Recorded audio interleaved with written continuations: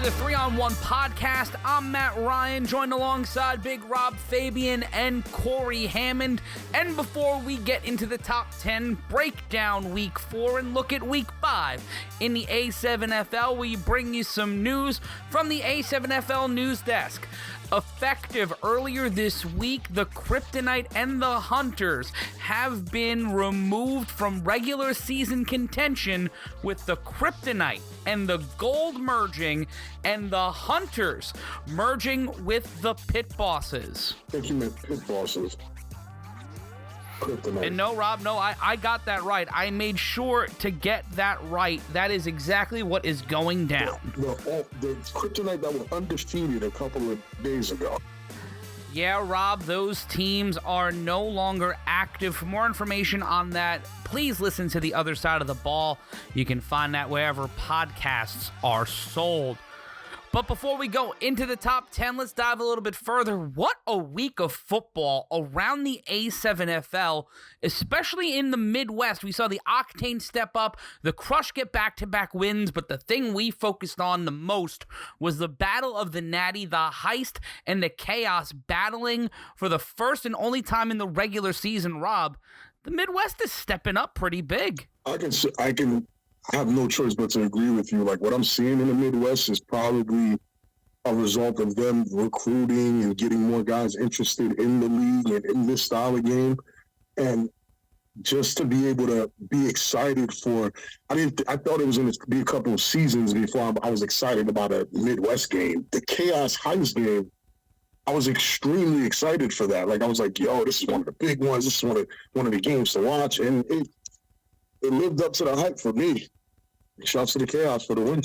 And we'll see the Octane in action against the Chaos this Sunday on A7FL.TV. I'm looking forward to that matchup. But another matchup I'm looking forward to is the Animals taking on the Buzz. But before anything, we have to look at what, Rob, the Animals were doing this past weekend against the Rahway Snow Tribe in a game we thought was going to be close. But David Tender and that offense really stepped up, and they showed why they might be a threat. They might be for real in the toughest division in the A7FL. The Animals are true blue, separating themselves from the pack. And the pack, in my opinion, is usually the bottom tier of teams, where it's like, they always run into these guys that run into BIC, they run into the U, they run into the Watchmen, can't catch a break against, the Animals. But it's not even catching a break against the Animals. The Animals are dirt stomping people. So, I like what I saw from them. They've developed. They have an identity. They're tough. They have a big game coming up. They're challenging teams, and they're putting teams on notice. I never thought the Animals were an easy win. I always knew it was a win, but when we played them, but I knew it wasn't an easy one. But now, I think it's even worse than what it used to be for me. Now, not only is it not an easy win, if you mess around, you might lose the game. David Tender is hot, bro. He's hot right now. David Tender is going crazy, and he's not by himself. He has Diaz. He has Ghost. He has Divine Epps. A defense that's solid enough to not allow a terrible amount of points. They've put something together. John Kessler's, veteran leadership, the Santisteban brothers who've been here even longer than me, I think. Right, this is J. Roller put Suge down. Suge got hit one time by J. Roller. I didn't see Suge again. So, again, these things, these guys, these little things that they've done and they're doing, I don't know. They look, there's talks and there's questions between the Watchmen and the Animals, who's better. That, to me, says everything I need to know. Well, let's play that game for a couple seconds, because I think that's what the top 10 kind of dictates right now. Based on where we have them, I think that we put the Watchmen ahead of the Animals because of, the reasons, right? But what do you guys see in that matchup that makes it a game where it's not, just chalk? Because last year in the Final Four of the Northeast Division. That was the matchup. Now, famously, the Animals were known as by a different name last year. But let's just, most of those guys are still the same, except for the new faces that Rob mentioned in the open to this segment of the Animals in the top 10. But that was a one-possession playoff game last year. And I was talking to the Santistabons, and they were saying that they have that same revenge factor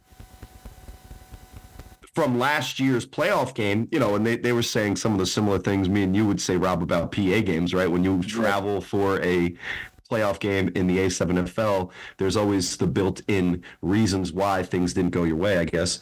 But when you really look at the rosters, hey, listen, it's built in. It's built in. Hey, we traveled, and it's a word that starts with R, ends with Fs. And not just multiple of that letter. The person. So when you break down the team, that like each team as they're about to play each other in 2 weeks, first the Animals have to take care of business against the Buzz, and we'll see how that goes. And then the Watchmen have their game on the schedule, which will be very interesting. But when those two teams are kind of, sitting there in the presumptive, deciding the 3 and 4 spot as the Northeast kind of shakes out as we head into weeks 5 and 6, the final couple weeks of the regular season, and 7.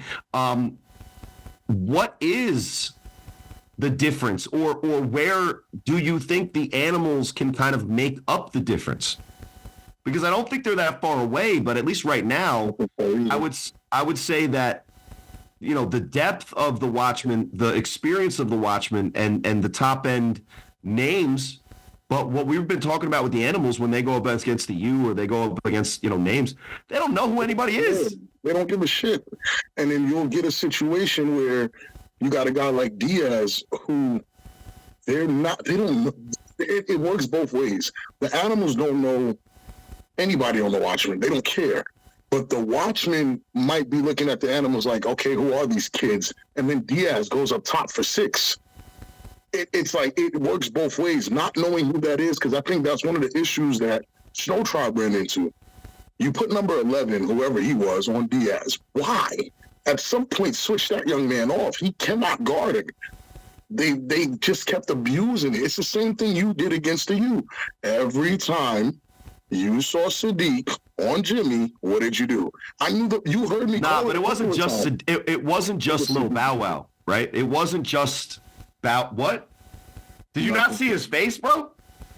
I fought hard not to say that while in game to give him extra motivation. And shout out to Sadiq Pitts with one of the best hustle moves. Oh my God, well, that's one of the best hustles I'm called. By the way, you could look at the viral video of my guy getting put on his ass. He also had an interception in that game on a legend in this league. So you take the pluses and the minuses at times. But it was also Honey Badger. I think Honey Badger was the one that Jimmy went up top on. Yeah, he got cooked too. Man, listen, shout outs to Ryan Shamar, all my guys on the U, Bates, my guy. That was a delicious little treat. You're a baker at this point, right? Let's dive a little bit deeper in the week that was and the week that is in the A7FL by going over the A7FL top 10. The top 10 could be brought to you by you if you go to tinyurl.com/A7FL merch.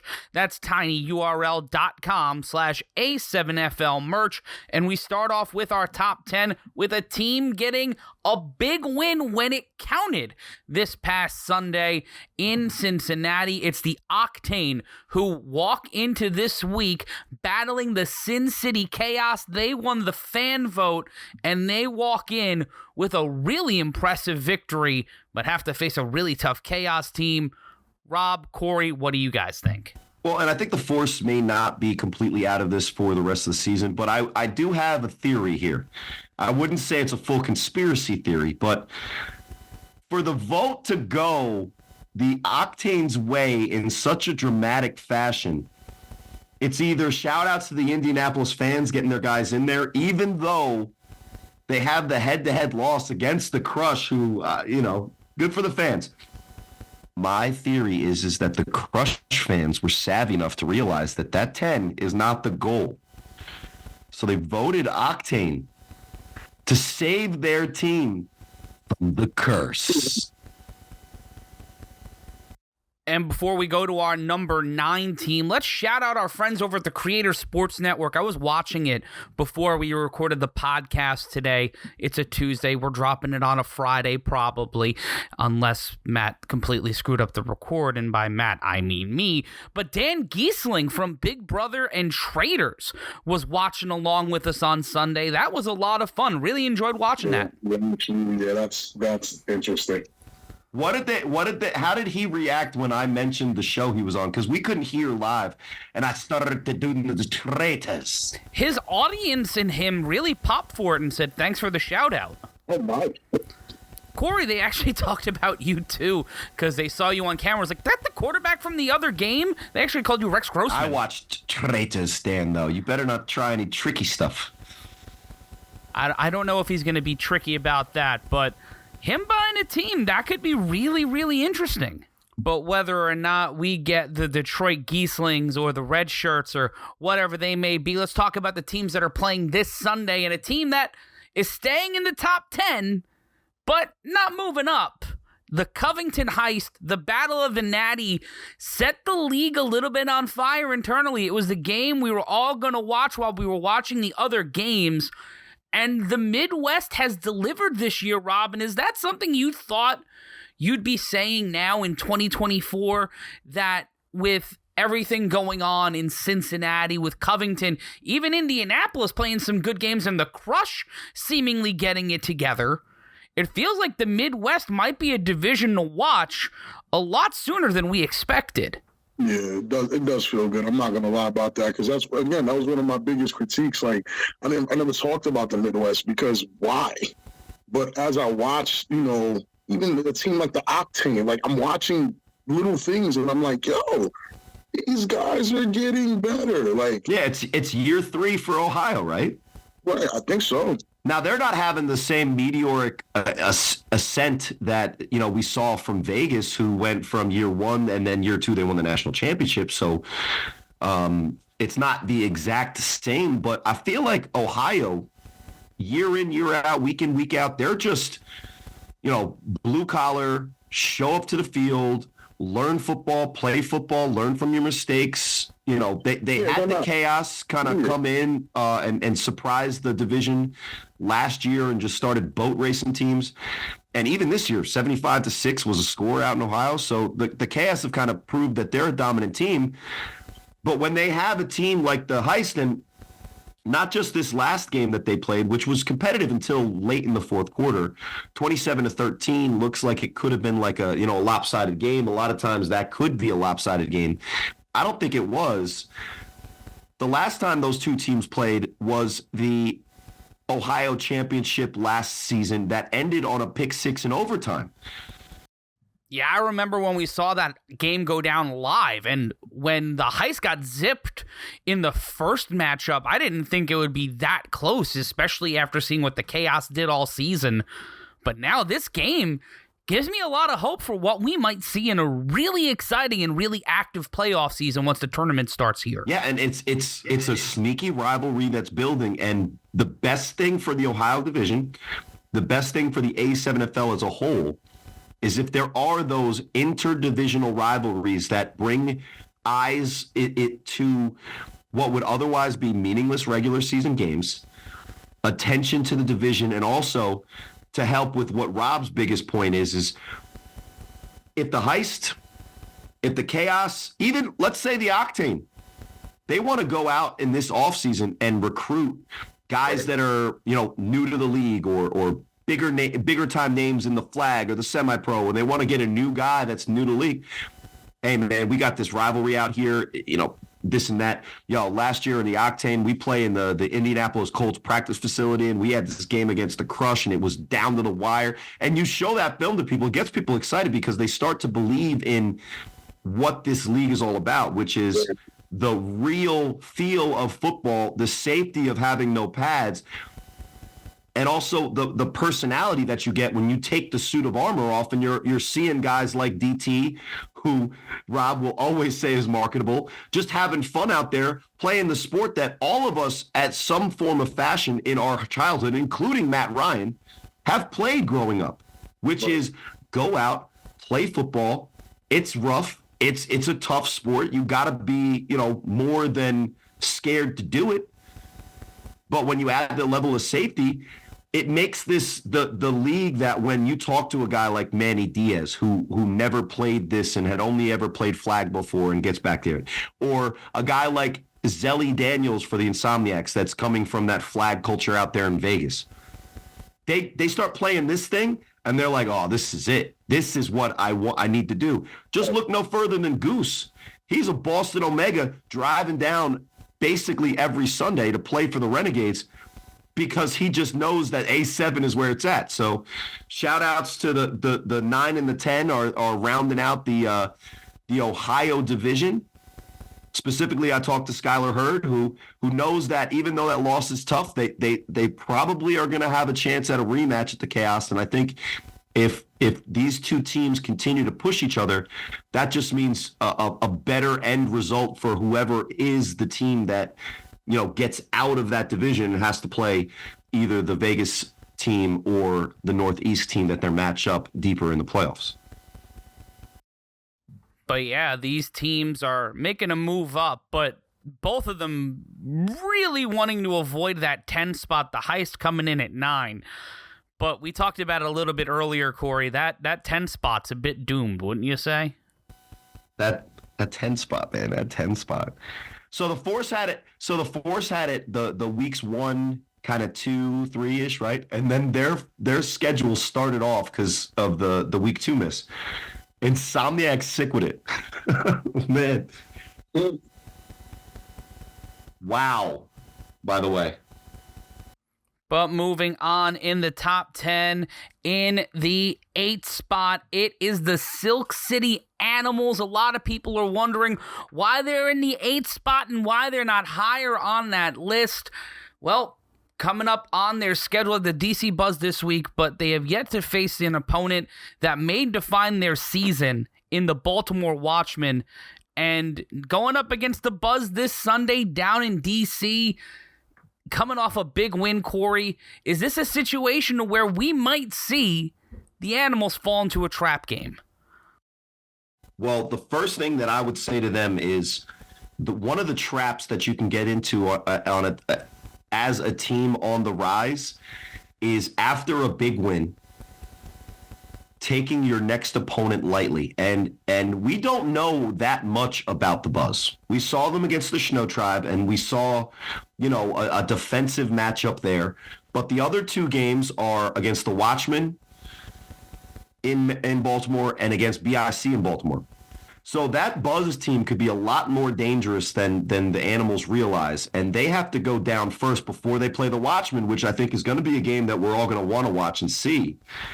They can't lay an egg in that trap game against the Buzz.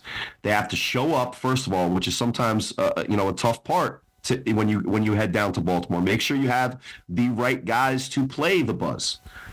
And don't get it twisted. The Buzz do have playmakers on both sides of the ball. So if you don't come correct, you might end up with a different taste in your mouth. Pause. Driving back up. But I think what the Animals showed is that they're the type of team that the names of all the guys in this league don't matter to them because they're just going to go out and play their brand of football. And I think in the lead up to this week with the Animals, we heard the word about Bebo, the quarterback that started week 1. And unfortunately, it feels like he was kind of a bridge guy. But now after we saw what happened with Snow Tribe, we can kind of see where their heads were at. David Tender has showed a lot of things that you look for in an A7FL quarterback, especially if you want to be in that upper echelon in the Northeast or upper echelon in the league as a whole. Able to accurately deliver the ball. Seems cool under pressure all the time, as Rob highlights every single opportunity he can. But more importantly than the attitude that he brings to the game, it's the actual skill of checking down to that third read with the pressure coming in, which say what you want about Snow Tribe, that they do have, when Trey Baskerville and they have Liberty rushing the edge, they do bring pressure in the games that we've seen them with that formula. That's a fact. So Tender had pressure, is able to, with his comprehension of the game and his cerebral way that he approaches it, go to the third read and find the check down. But also physically, he's able to escape and create those plays like he did. Now, it was a called option, but if you have a quarterback that's capable of running 98 but decides to only run 88 because he pitches it to his guy to get the touchdown, or gritty an entire 38 yards because he was on the angle of the hypotenuse of the right triangle, if we want to get all scientific, but he was gritty it for a while is the point. He has the abilities to make plays happen, and he was grittying for a while, but I think it's an Airbud rule. I don't think he can get called for excessive celebration mid-play. I'm not sure. You can. It's taunting. But you know who's to blame for that play going the whole distance? Who's that? If you watch the replay of that play, there are guys on Snow Tribe who could have made an attempt at stopping the disrespect. But at that point in the game, at what Tender had done to them the whole game, I think what was going through those defenders' minds was, I don't want to be juked out of my shoes or trucked I don't want to become viral on the other side. They got their spirits hooked. At that point, the game was over in their minds, and Tender doing that just kind of deflated them even more. Like, I really watched guys just kind of look and point like, hey, man, anybody going to stop him? Yeah. We mentioned his name earlier because he's on the Animals. Do you think that Jay Rolla would have allowed Keels to gritty the entire length of an extra point? I don't know. Listen, there's a lot on that side of the ball that we could talk about, but I'm not gonna talk about it this week. I got things that are to do other than talk about. But we talked about Tender. What else about the Animals? Because it's not just the quarterback who played. He had 200 yards rushing and 180 yards passing. You kind of bailed out the buzz by saying a bunch of positive stuff about him, which, again, I'm not against, positivity rules, right? But in reality, the Buzz are in trouble dealing with the Animals on fire, bro. They're hot right now. And David Tender is one of the reasons why they're so hot right now. And being that their offense was scored damn near at will, I mean, again, we can say it was a fluke, we can say it was luck, but they put up 40 plus on the U. They went out there and kind of embarrassed Snow Tribe. I don't think, even if the Buzz have secret playmakers we don't know about, the Buzz are in trouble. Like, this is not like oh my God, we can win this game. This is we have to get prepared. Like, the Buzz have to prepare as if they're playing against a BIC or a Watchman. Like, most teams haven't had to do that. Because usually, again, it's usually, that third or fourth team in the East is like kind of but this year that's not the case. And it's just, we just have to start giving the Animals the respect, because I don't think the Buzz are ready. I think the Buzz are in trouble. What's interesting about the Animals season so far this year is their most impressive game was the loss to the U, maybe. Because when you look at what the Renegades game was week 1, it was impressive. They did a lot, but the Tender wasn't even a factor in that game at all. I don't even think he was there. He was. He played a couple of snaps. He just wasn't at quarterback. Okay, so yeah. Well, the thing is he didn't pop off the screen like he has been the last 2 games. But that Renegades Animals game, that was a 1-score game all the way into relatively late into the fourth quarter when they went up by the 2 touchdowns with like 2 minutes left. And yeah, it was 22-8. And the win against Snow Tribe, although very impressive, let's kind of say what it is, but I will say this, as much as we are high on them right now, you guys know the game of football. If they start rolling out onto the field and think that because of what they've already done, they've won the games in front of them, it's not the right look. I remember, Rob, shout outs to the table. I remember after that BIC game, which the the Renegades lost in 2021 and we started reading our own press clippings and watching the table, and I was a guest on your show. And we played the Baltimore Bulldogs the next week. And everybody was like, oh, if the Renegades play like they did against BIC, blah, blah, blah. Well, guess what? We lost by 1 point because that first half, guys were already talking about, let's get other guys some reps because we're good. We just need to find out about these guys. In a game that was a must-win game, we're already talking about like we already won the game based on a great performance in a loss. So the Animals are far from that. Right. But I will caution them that if they don't take the buzz seriously, that's just not the right formula, no matter how much fun you're having or how marketable you are. But I do think that based on who these guys have shown to be so far, I'm not necessarily worried about that. It's just one of those things that when you look at a schedule like that and you have that Watchmen game coming up, don't fall for the trap game. I could agree.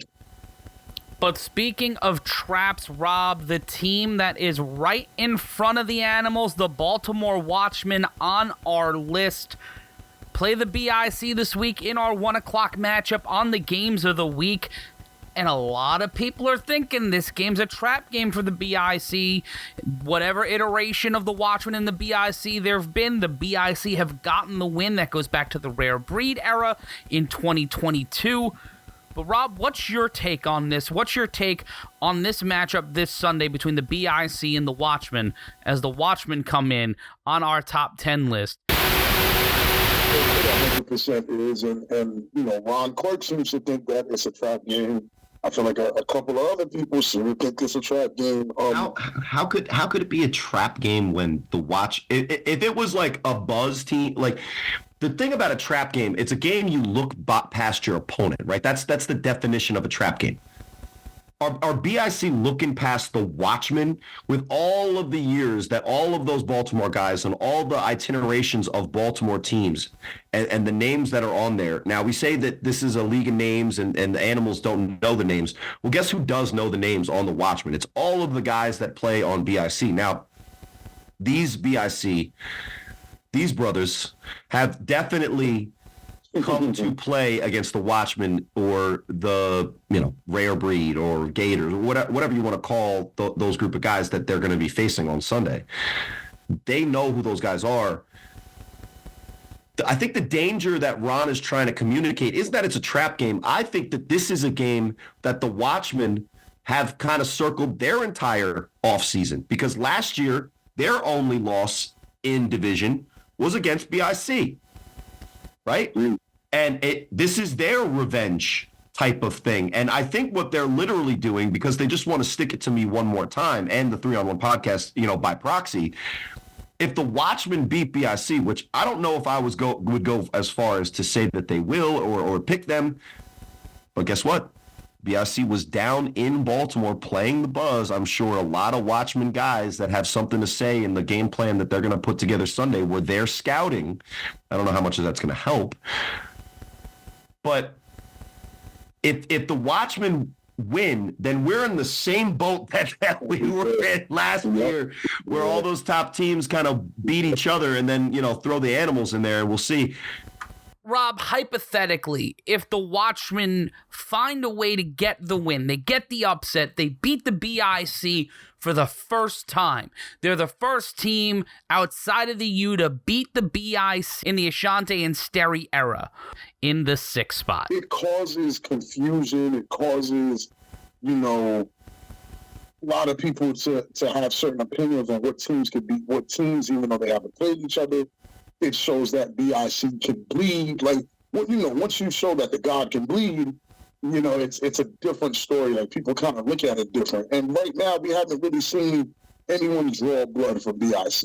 And them taking a loss would 100% show teams like the Nightcrawlers and Insomniacs, oh, BIC's a joke. Like, they won't take it as serious. You know what I'm saying? And so maybe not a trap game. Maybe a trap game in the sense that BIC might be overlooking them. But I think BIC is playing too good to overlook anyone at this point. I think the whole point of them playing the way they're playing right now is that they're making sure every game is played as if the way it needs to be played, rather than, oh, yeah, it's just the Buzz. No, we're going to go out there and kick the Buzz's ass.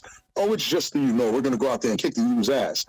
Oh, it's just the Watchmen. I think, no, we're going to go out there and kick the Watchmen's ass. I think that's the mentality that BIC is running with moving forward. And a couple of guys said it in a few of the chats I was, in a couple of weeks ago. The BIC that is playing right now is, I think, the BIC I was talking about last year, that I thought was going to be here last year. Mm-hmm. This is what I thought 2023 was going to be. A focused, well-oiled machine, seasoned. Steri won a chip, Ashanti won a chip, Kenny's leading the team, K-Wax still doing his dance. They recruited. I'm expecting, that's what I was expecting last year, but, it took them a season, and they're giving me that this year. So, again, I think it's just going to be, it's a tall order for the Watchmen. Can it be done? Of course, it's any given Sunday, but you're asking them to do a lot here. But what I also think is cool is that the way that they end the season, their final two games, correct me if I'm wrong, they play the Watchmen, and then I think they play the Animals, don't they? Tough games. So they're not going to coast into the playoffs and have that, really sleepy end of the season and then have to, turn it on when it matters the most. No, I think the Watchmen are going to give them a game that they have to be prepared for. Now, I think that they're prepared for it and they can win that game, obviously. Right. I think they will win that game. I don't think it's a blowout. I don't think that the Watchmen are a bad team, but I do think that BIC is going to win that game. And then I also think that if BIC looks at the Animals and says, food, and they overlook the Animals, that's a dangerous situation. And I don't think that that's how BIC is approaching any week. Yeah, because to be clear, last year, of all the games that they shouldn't overlook, it seemed the one game that they should have been locked in to play for, they just decided not to bring the full roster. And that was the U last year. Twice they lost to them. So the one thing when we talk about, even though we're talking about the Watchmen, listen, BIC and the Steri Ashanti era of BIC, they've only ever lost to the U. So I don't think that they've ever taken a team lightly. And can I say something about that, Corey? I'm glad you said that. Yeah. The audacity or the gall for out-of-state teams to hear something along those lines, like BIC has never lost to another team in the last 3 seasons, that wasn't the U. Like, you hear that, and it's like, to sit where you're sitting, whether you're in Ohio, Vegas, and even Florida to a degree, and say, oh, yeah, we could beat them, though. Where the hell do you get that notion? Well, I think a team like that. I think Florida looks at their roster and they say, look, we have Mark Bagway. Do they? Do they? I don't know. Moving on. Well, what we've been told by various sources in and out of the BIC organization is that this Sunday would be the day that Mark Bagway was set to make his BIC debut, but he might play for the Nightcrawlers, who are in action this Sunday as well. Who knows? Oh, so we'll finally see Bagway play for his team this weekend. Nice. Okay, great. Right. I bet you the Nightcrawlers are super excited. Okay, so who's next? We move on here in the top 10 with a team that has a bye this week, but had a pretty emphatic win over our friend Cory Hammond. It's the Patterson U coming in the top 10 at the 6th spot.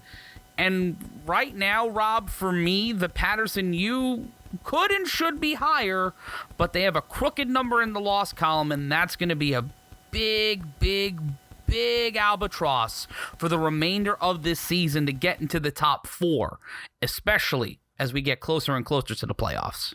Very true. Again, wasn't the greatest win we've ever seen from the U. Definitely surprisingly struggled in the earlier parts of the game, but low numbers, a lot of injuries. Again, having to deal with BIC the week before and then going against a Renegades team that wasn't really trying to lay down in the beginning of the game. You had a Cory Hammond run for a touchdown, which, again, what the hell was that? That was shocking. But again, it's a game I expected. Slow start, finish strong, slow start. but at the same time, they handled business. And, the thing is, the reason why they're so low, I mean, they dropped from, basically the upper echelon to, kings of the mid-tier right now because, hey, they have a loss. They have a loss. And honestly, most of the teams out in front of them don't. And it really is as simple as that, Or undefeated. Yeah. Right. Now, what did you guys get from? Because shout outs to Quattro Huffin, who is kind of recovering. He's got his eye on the prize, I think. And the thing about the A7FL season, the regular season is super important, but there is a long journey to get to the eventual destination. I think Huff definitely has his sights set on that destination. But he came up into the booth during that game and kind of gave you guys some insight. The defensive possessions in that game were still a little bit too painful for me to watch in full. So I'm just going to be, full kayfabe there. But what was he saying to you guys as some of the insight and what he was seeing this weekend as he was gracing his presence up there in the booth? Given. He was talking about you a fair amount, actually. But having Huff outside and in the booth, it was a really interesting and unique perspective, but you saw the difference in how the Patterson U played football. And with what they have left on the schedule, and you have a guy like Willie Easterling having a day like he did, 4 touchdowns, over 200 yards rushing, one of the most dynamic days I think we've seen from him in quite a while. And then you have Mims, and you have the opportunity with Kareem Moon to break big plays open, and even without Huff or even Jason Sisson in the lineup, you had Sadiq Pitts, who played a dynamic role on offense and defense, especially as we get deeper and deeper into the schedule. Cory, what's your take on this? Well, the U left, they have Snow Tribe and Buzz, right? So, I mean, they have on that roster, even that showed up on Sunday, they have the formula to take care of business against those teams more than likely, right? 1,000%. So I don't think that they're necessarily in, the danger zone of really sliding in the standings. But if they do win out, correct me if I'm wrong, they would be the presumptive 2 seed, right? Yeah. And if craziness happens and BIC loses to the Watchmen and there's some kind of differential thing, now we're in trouble. The U hypothetically could backdoor themselves into a number 1 seed. Indeed. So I think what the U look at is, they know who they are. They know who they will be when they all get healthy. And I think health is probably their biggest opponent left in the schedule. No disrespect to honestly, left. There's no disrespect. That really is. That's the biggest opponent left. And I love my fans, and I know that I have 3, including most of them being my family and you guys. So that would be my wife and you two. But my fans, the 3 of them, expected me to come on this pod and do this and do that. And I'm not, but because I wouldn't be myself without at least making my fans happy, the 3 of them, right? My last 3 games, I am 0-3, which is the stat that matters to me and kind of pisses me off, but whatever. In my last 3 games, guys, I'm pretty sure I've been over 200. So Salas tournament with the Renegades. Last year with the Omegas, 3 touchdowns and over 200 yards passing. Shout outs to that Baltimore special, by the way, because that gave me a lot with the Renegades. With the Omegas. And this Sunday, they won. They dominated us towards the end, and it ended up 55-18. So, what am I talking about? 260 and 2 touchdowns, 3 accounting for 3 total. I haven't put up that bad of stats against the mighty U.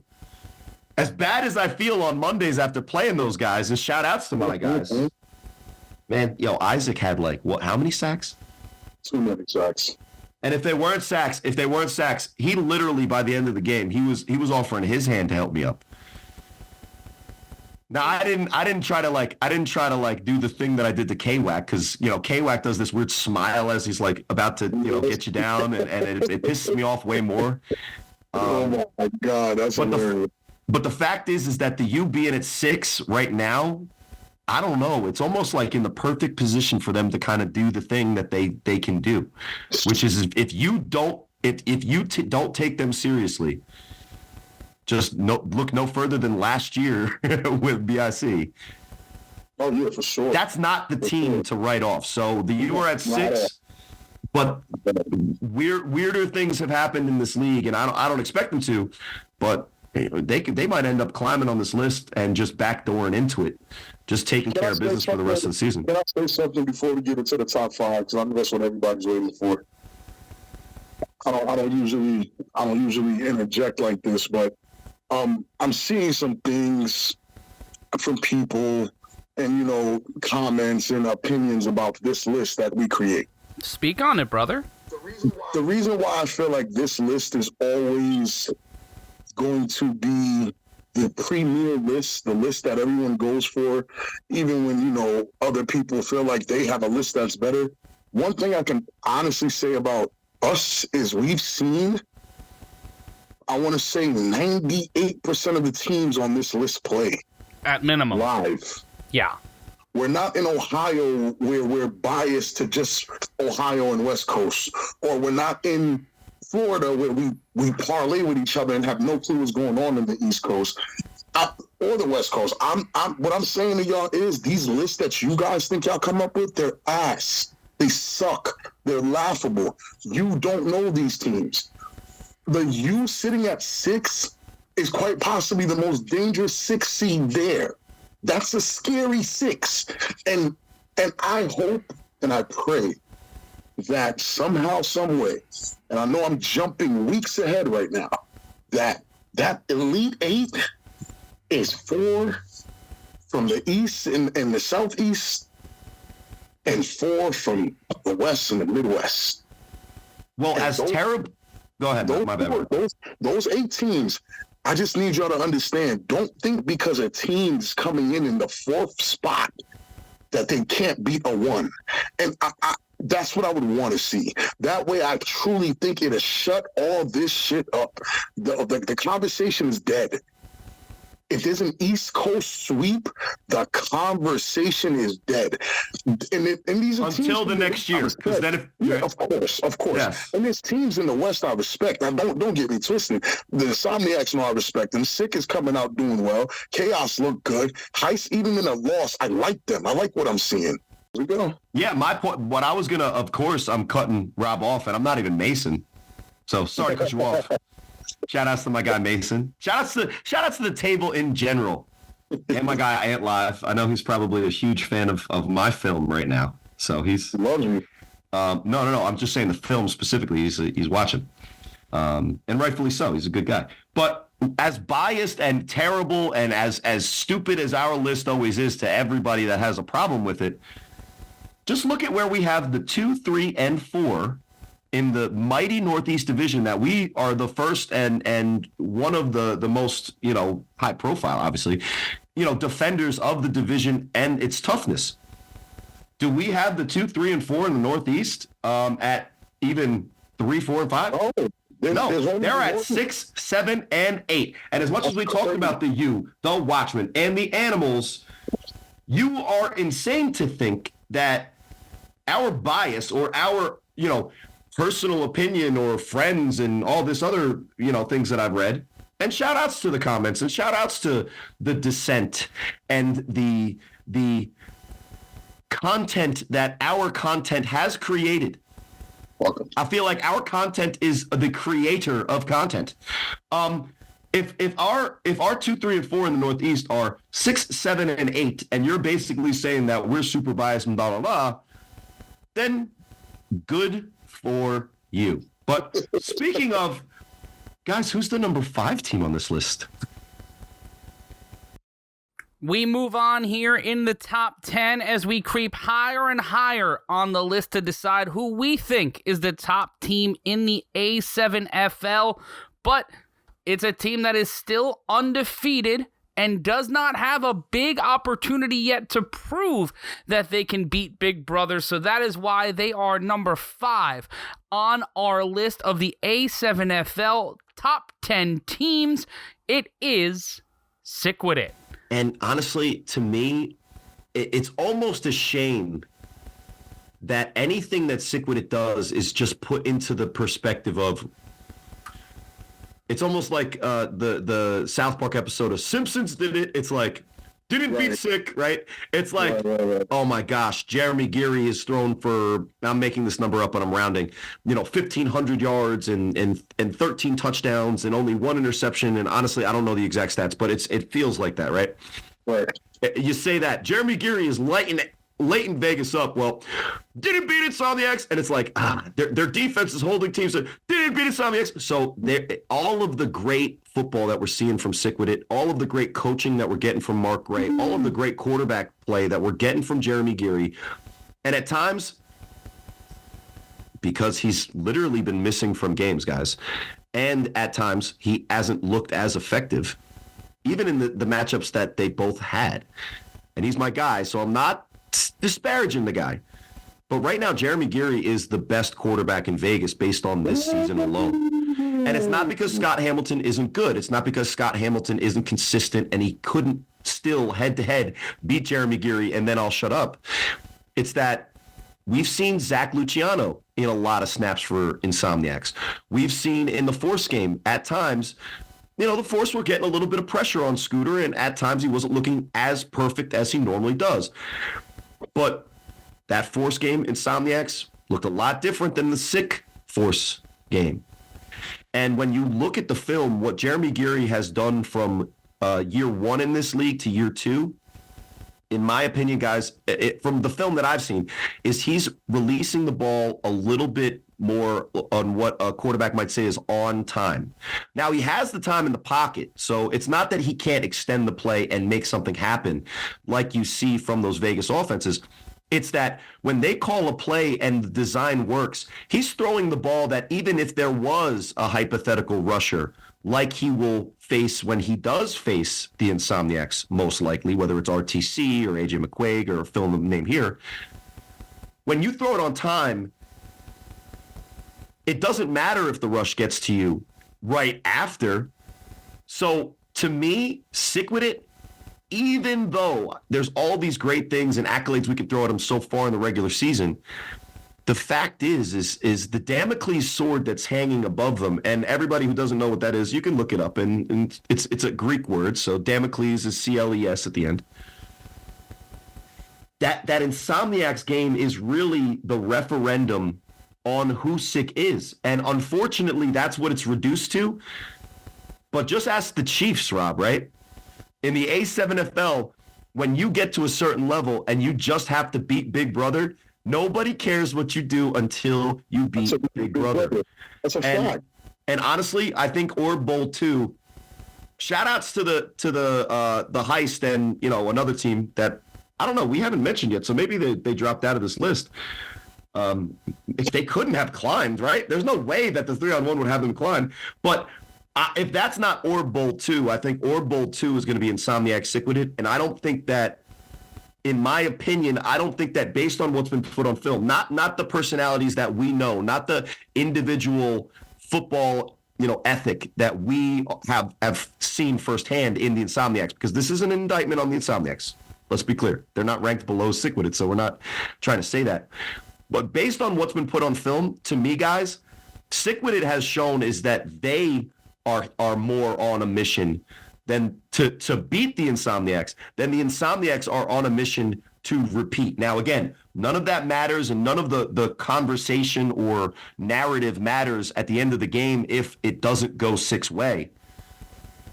But at least up until now, they're doing what I think they need to do, which is put their foot on the gas pedal and stamp down as hard as possible for the rest of the season. And shout outs to Sick, who is our number 5 team climbing huge in the past couple weeks, guys, in our top 10, our biased top 10, according to some. Bias or not, you can take a look at what we're doing here is we have a team from the Midwest in the top 4 as they come in at the number 4 seed. That is the Sin City Chaos. Oh my God. And we have to talk, Corey, about how impressive the Midwest has been this season and them moving up to having a team in the 4th spot. Well, I think the best thing that could have happened for the Chaos happened. They played a game that looked like good football most of the time. They look like a team that has added to what they are able and capable of doing. And they came out with a pretty, it's definitely not a blowout win, but it's a pretty solid win when you win 27-13, when you win by 14 points against the number 2. It's a solid win. So they didn't embarrass the number 2 in Ohio so that we look at the division as a whole and say, they're not even close yet. They didn't get in the game where we can make the argument where the Heists are like, the Heists are so close to the Chaos that we really can't take the Chaos seriously. So they were in that like weird middle ground of what they were able to do versus what if they did too much, then we wouldn't. Seth Kosak, right? I said it last week, and I saw it in the chat as we were live calling a game and had the Ohio game on kind of like on one of the screens in front of us, just kind of check in. People were clamoring for the quarterback that I think the Chaos have found that fits the bill a little bit more traditionally than Keno Thomas. And if they have found that and he is able to translate that against a team like they might face, whether it's the Heist again or later on in the playoffs with a pass rush, and it's not just this 7-on-7 that we were talking about last week, let's just keep his name, maybe on the outskirts of Rob's radar, because I keep hearing it. It keeps coming up. And look, the defense for the Chaos takes care of business. We talk about the top linemen in this league. If you really watch the Chaos film, it's some of the teams that they play, they're just bullying them. But the guy, Jonathan Clark, has got the size, looks like he's got the technique fundamentals and that, that dog in him. They got dudes. The Chaos got dudes. They recruited other dudes. Facts. They understood the assignment. Now, again, similar to the team we just talked about. Yep. I'm right with you, Corey. You say it, because I know you're going to say it. I'm going to say it. I already just said it, so you say it. I'm right with you, because as you're saying all this, did they beat the Insomniacs, though? Nah, but I'm with you, Corey. I swear I'm with you.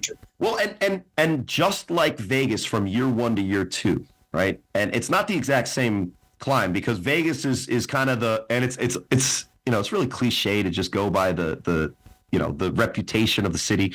But Vegas did the Vegas thing in a real Vegas way. They went blockbuster, bright lights, showtime, stars, and they went from year 1 to year 2, this rocket ascent, and and shout outs to Vegas as a division as a whole and everything. But the way Ohio's kind of doing it is almost the way that Ohio would do it. Again, cliche, talk about the Midwest, blue collar. But I feel like that they're gradually building to that same kind of climb. So as they kind of climb, with sure footing, step by step, and Vegas literally just threw a grappling hook on a rocket that was on the ascend and just flew up there really quick. They're both climbing.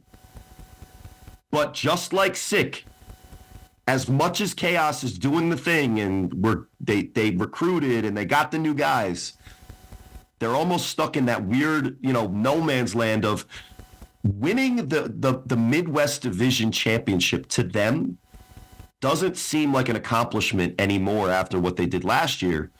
Because if they win the Midwestern Championship, they'll get the rings maybe. Maybe not. Maybe they learned from last year. Shout out to my guys. Brett Smothers, I'll call you out for that. Rings, man. But if they win it and then still lose to whoever the eventual Vegas team is, and it looks similar to the way it did the last time these two teams played, where it was kind of not close. That's tough, bro. That would be as if the Vegas Force, right? Remember, they got blown out by BIC. The next year they came back, and then they had the national champion. If Vegas had played the Nightcrawlers and lost exactly the same way that the Force did the year before, it doesn't feel like progress. So a lot's riding on the next 10 weeks with a lot of breaks in between with all the the Mother's Days and the holidays and everything. A lot rides on the next 10 weeks for both of the two teams that we have in the 4 and the 5 spot, but we have to give the Chaos credit for what they're doing out there.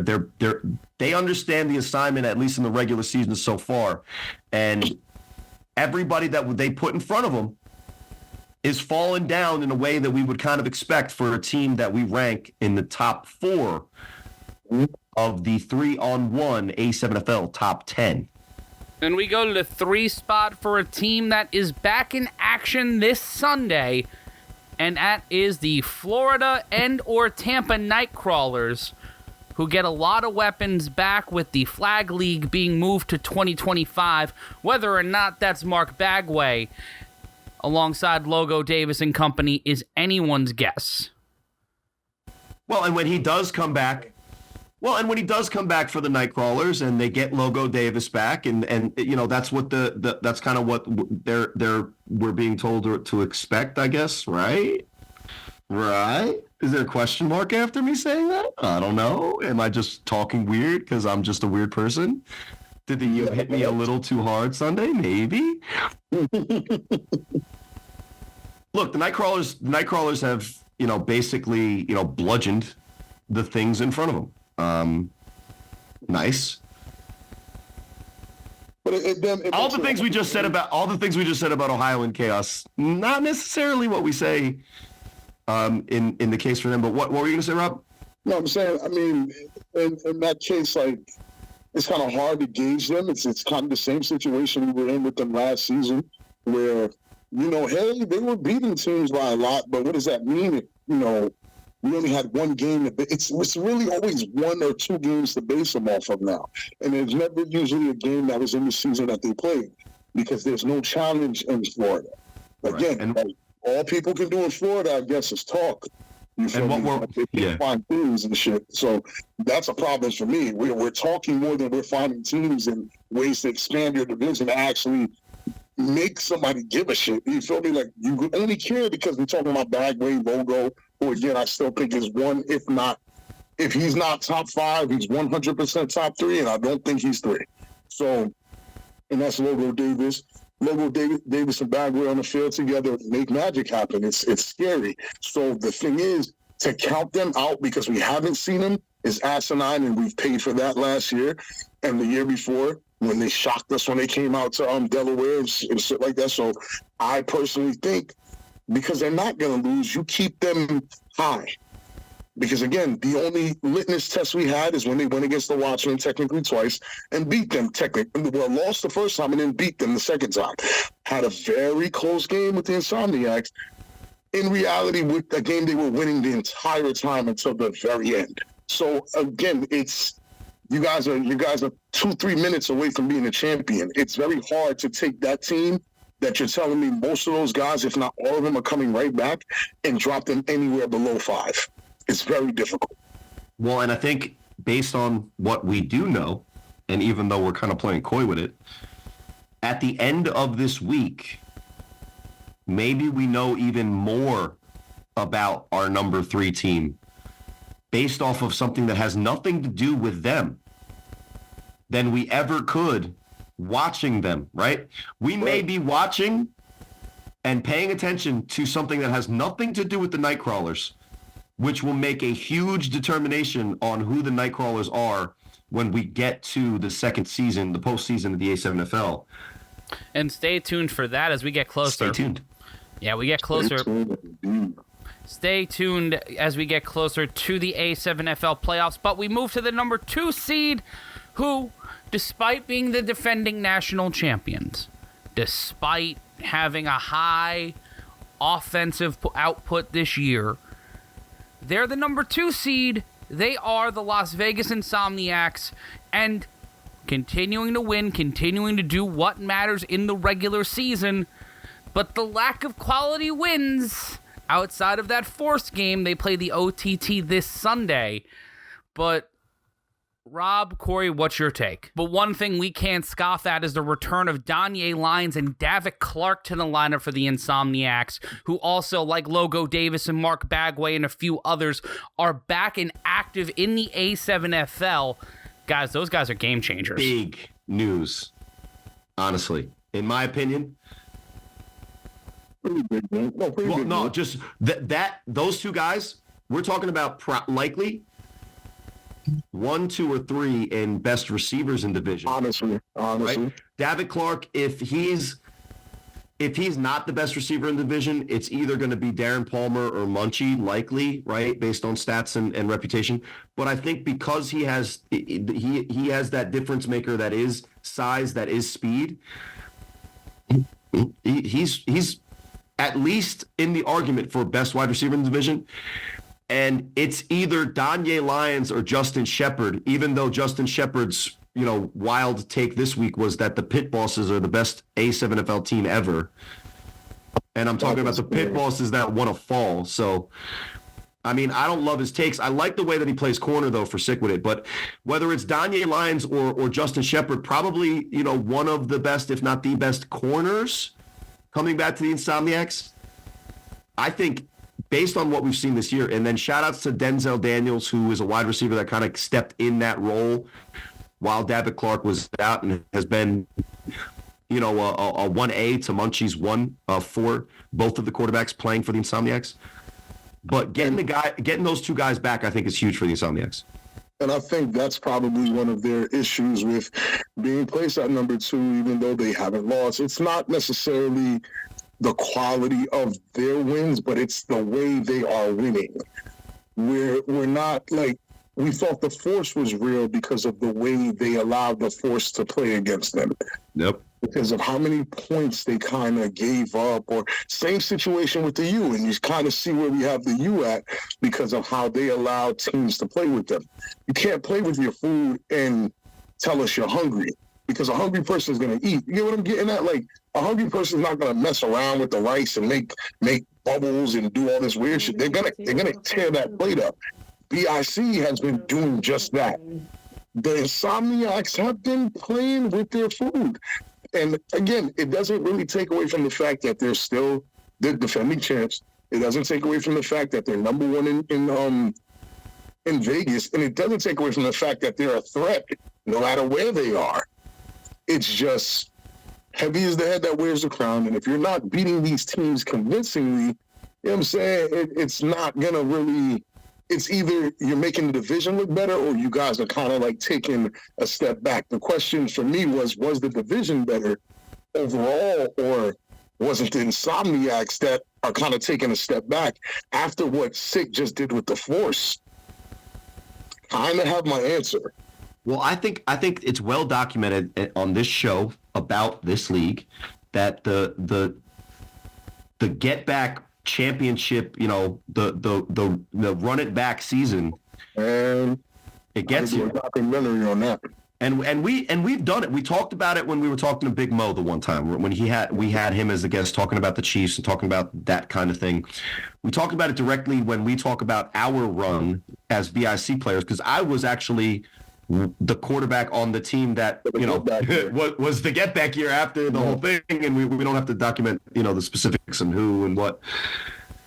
But even look just last year, BIC, preseason BIC, rosters there. There's no reason to think all that, right? What happened to BIC last year? This is my hot take, Flamin' Hot Take, Flamin' Hot Cheetos hot take, and that's not sponsored, and maybe they can, call us or whatever. Probably won't. Guys, I think the best thing that could potentially happen for the Insomniacs to on their run for a repeat is the wake-up call that would be losing the meaningless regular season game in reality to Sick With It. Now, not losing to a team that they shouldn't have any business playing, but get the wake-up call that we've been begging for, because they keep getting this and they keep getting that from these teams that still just don't have enough to really do it, including Sick With It in the fall championship. Right. But what do we see from Signet this year? They have come to play. So when they play a team like the Force, it's 34-0, and it's not even close. When they play a team like the Hunters, it's not even. It shouldn't even have been anything. And then there's rule changes that happen. If Signet beats Insomniacs, which we'll see, what happens then? The paradigm shifts, and then all of a sudden, the mighty Insomniacs, now they're in the we have to prove it again mode, which is dangerous. Very. Maybe even dangerous for Signet because they'll like take the collective sigh of, oh, we finally did it. And then what's the game that matters, Rob? Right. What's the game that matters, Rob? It's not the game that happens in the week whatever with the number next to it. It's the game that matters when the loser, their season is finished. So, look, I don't wish negative things on my guy, Anthony Wilkerson, or even though I almost blasphemed my guy, Scott Hamilton. Anthony Wilkerson wants the same thing you want, respectfully. I'm just saying. Well, he wants his team to wake up. I don't think he wants to lose to Signet. He wants to wake up. That's the ultimate goal, to wake up. But all these close calls have not changed, in my opinion, the way that the Insomniacs approach it. And it's a difficult task when you continue to prove what Munchie's been saying, that they're just better. Every week, it's like, oh, whatever. They're just better. They're just better. And it's like, they are. So far, they've been, right? Right. Because I think what reality will show is, yes, they have been, but what has been does not always equate to what will be. And if they continue to rest on laurels, they're eventually going to get to a spot where what they've done in the past doesn't mean anything at all. And Quincy Burks might not be able to pull the same miracle that he did in that same situation. Another Boonak blessing, baby. It's not happening. I'm not going to say they can't. I'm just saying it's probably not likely. I think the saying is lightning doesn't always strike twice. Well, it already struck twice in one, three play swing. It still counts as one game. No, but it was in the course of like 3 to 8 actual snaps. No, it was back to back. Well, it was back to back offensive plays for the Nightcrawlers, but and there was only the drive for the Insomniacs. I only think it was 4 plays, and then the 3-on-1 return. So it's like it was boom boom, lightning struck the same exact spot, the same exact way, and it worked out for them that time. But the reason they're number 2 guys is because they're not pretenders. They're not a team that doesn't belong up here. They're not a team that's bereft of talent or doesn't have the right attitude in general. We always talk about it. They have a ton of coaches. They have a lot of experience. They have a lot of, football savvy, football intelligence, football acumen. And if they have the right motivation, they're a really tough team for any team in the entire league to beat. I don't know if I see that week in and week out from them on a down in, down out, quarter in, quarter out basis, because what's been working for them is all they have to do is win the game at the end. And if they show up in the third quarter, they pull a courage. Shout outs to my guy. They walk out with more points than the opponent anyway. So they're number 2, which means, Matt, who's number 1? Number 1 going to the team that went in the DC and got out with the victory. It is the Trenton BIC. Beat the ball. And that they did. Before we talk about the important stuff, did you guys see that Trey Cohen, he caught that touchdown, runs to the sideline. So he's already completed a football play, right? He's already ran and beat somebody in a route. Scores the touchdown, runs to the sideline, back handspring, backflip, screams, front flip. Athleticism. Youth. It's youth. And my old ass in that whitish jersey for the Renegades with my gray hair on full display. I'm just watching Trey Cohen literally bounce like one of those Super Balls that they tell you, don't throw this inside because it'll break everything. Yeah, he moves like vulcanized rubber, that guy. Jesus. Shout outs to the OTF black and gold BIC uniforms as well, guys. Those are fire. And on the back, it says only the family on all of them, right? Yeah. It's a camaraderie thing. That's a thing. That's tough, man. I do like that a lot. All right, let's talk about like actual important football stuff now. We talked about the cute like fringe stuff that Let me get it out the way first, because I'm BIC biased, depending on who you ask. No, man, you still say we for the you. No, I'm just joking. Listen, you know what I'm saying? No, you haven't said that. You haven't said that in 2 years. You only said that a couple times. Your it was tough. That first season was tough, but these guys look perfect, man. They look perfect. They look poised. They look perfect. They do, bro. I'm gonna be honest. For what we do in this league, for what you expect on every level, these guys look perfect. They have the best running backs right now. They have the best O-line right now. They have the best receiving core right now. Their corners are solid. You're talking H3, a young guy who I didn't expect much from, because, again, I hate he's nice chatter. But H3 has proven himself and is in the candidacy for winning Defensive Rookie of the Year. I think he's caught an interception in every game he's played. If I'm not mistaken, maybe one or two. I think 2 interceptions at least. Then they recruited Kells. Kells is over there. JJ's still back there. They have Saito, who didn't even play against the U, but didn't have to, which is insane to me, because he's still one of their better defenders. It's just, when I'm matching, because this is a game about matchups, when I'm trying to match up people with people and everyone with everyone, it's like BIC has an answer for everything. And it doesn't mean that when they play a team's not going to score. That's part of the game. It's just what happens. But it just means, I don't know if you can outscore them. Seri looks, amazing right now.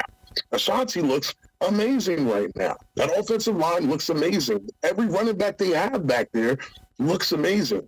Trey Robinson, who a lot of people thought was going to fly over here and do nothing, is actually holding it down. He's been a playmaker on both sides of the ball. Both sides of the ball. And then you got a guy like Dwan Williams, who I always call ass. It's probably in the lead for defensive MVP for the interceptions that he's getting. These guys right now, like the guys in the chat that said it before, look like the BIC I was talking about for 2023. Who's the rookie of the year, you think, in the Northeast? Oh, shit. Because it might be that kid. Isn't the kid the 444 guy, whatever? That's H3. Oh, H3? Because I think, I've seen a lot of cornerbacks in this league, and I knew he was new. Rookie of the year for this season. I'm gonna go out on a limb. Animals guys are high. This might be one of the best rookie classes we've seen in a long time, because usually BIC gets them all. That's what I was saying. Because normally, who's last year? Oh, it was all Vegas guys, because they were new. Scott's a first-time quarterback. He's a rookie. Wow. Right. Yes, Dave Valley had the case for Rookie of the Year. H3 has a case for Rookie of the Year. If Tender continues, yeah. My God, he would have one of the best cases if he continues to dock. And yeah, there's a lot of great weapons out there, right, Corey?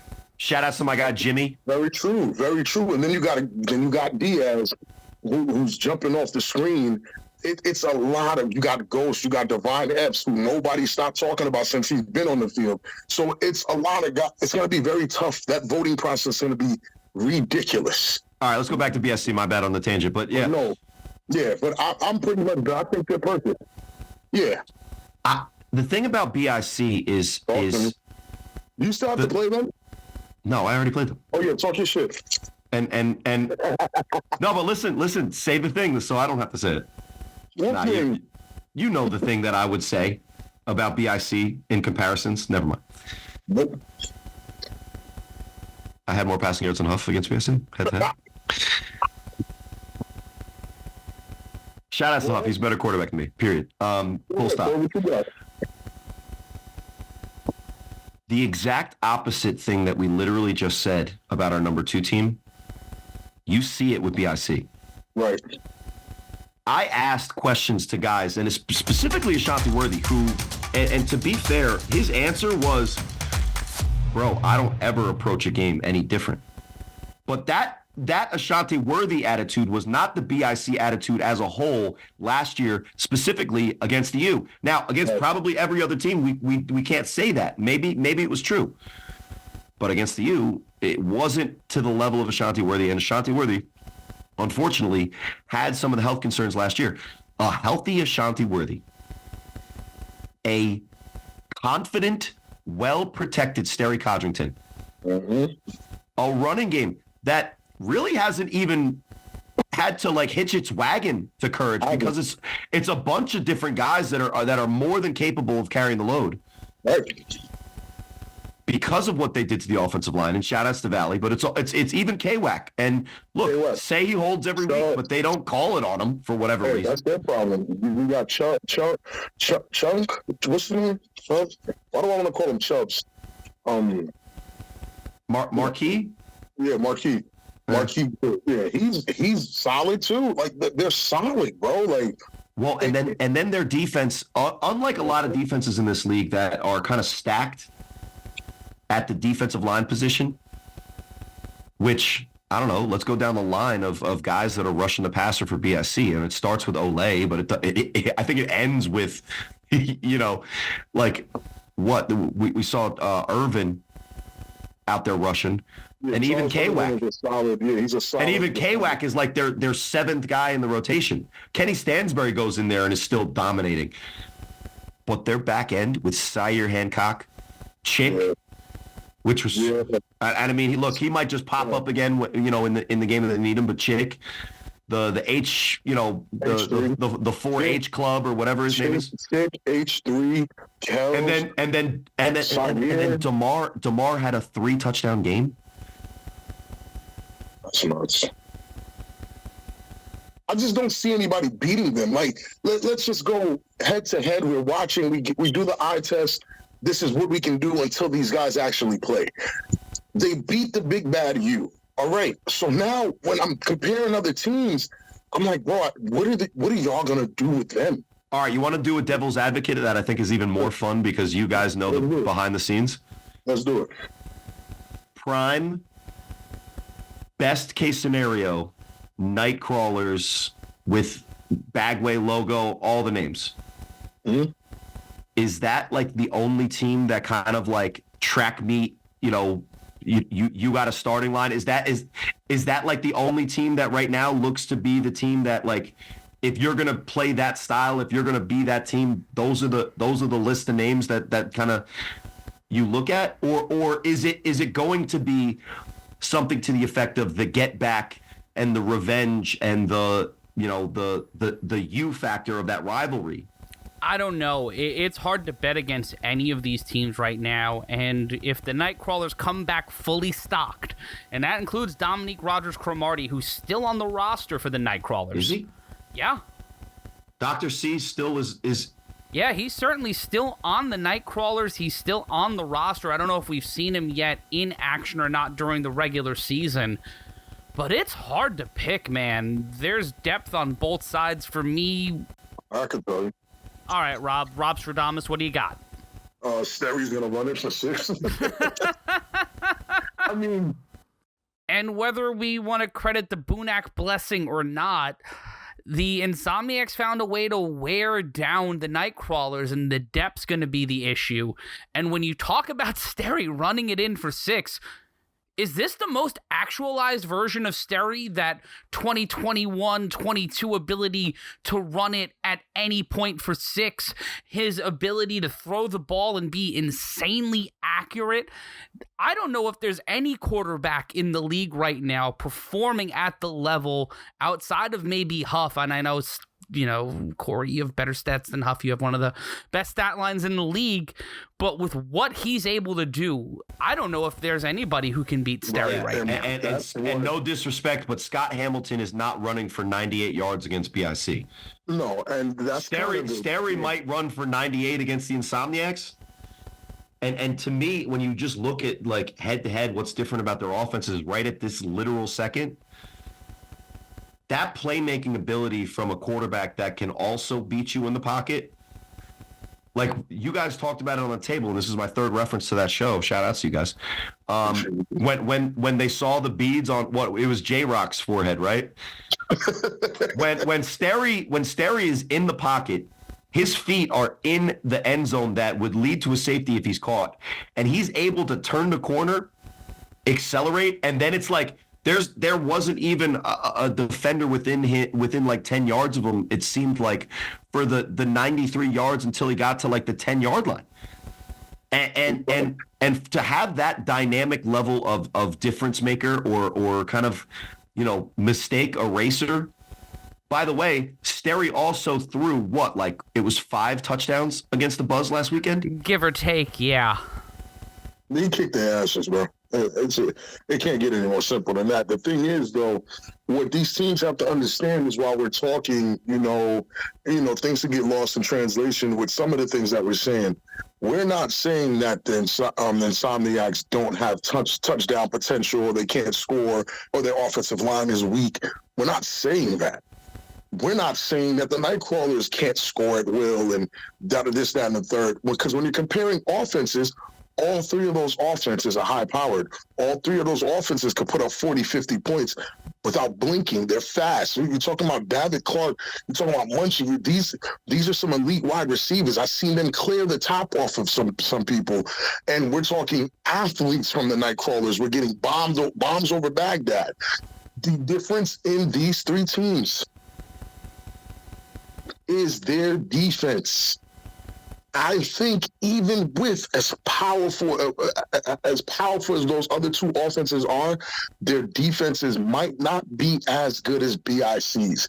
And the reason why I'm saying that is because BIC had no choice but to cover that, because they watched the championship and they saw that they had to go get an athlete like H3. They had to go get a Chick. They had to go get a Kells. They had to go get a Sire Hancock. They had to get these guys because these guys play that position purely.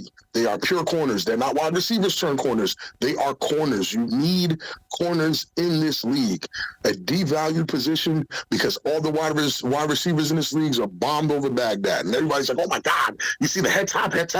That's all we care about. So when you see a corner get yacked, you're kind of looking at him like, oh, man, that kid sucks. But in reality, no, that receiver's just really good, and the quarterback he threw a great pass. You know what I'm saying? I actually did, yeah. You did? You threw my bad. I thought you were talking about my passes to Jimmy Flott. Shout-outs to a Rookie of the Year candidate for the Renegades. Shout-outs to Jimmy, but Jimmy's nice. But that's all we have for this week on the 3-on-1 podcast. If you like what we're doing here, buy some merch. Go to tinyurl.com/A7FL merch. That's tinyurl.com/A7FL merch. The pregame pod will drop this Sunday at dawn.